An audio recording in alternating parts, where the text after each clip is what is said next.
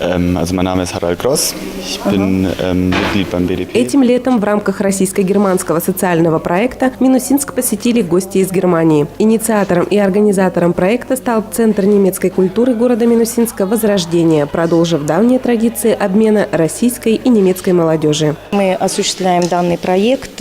Первая часть этого проекта предполагалась в Иргаках. Ребята из Германии и ребята из России совместно в составе 20 человек строили экотропу сибирского охотника, обновляли, экотропы, делали настилы, делали маршрутные указатели. Вторая часть данного проекта сейчас проходит у нас здесь, в городе Минусинске, и с выездами экскурсионной программы в городе Абакане.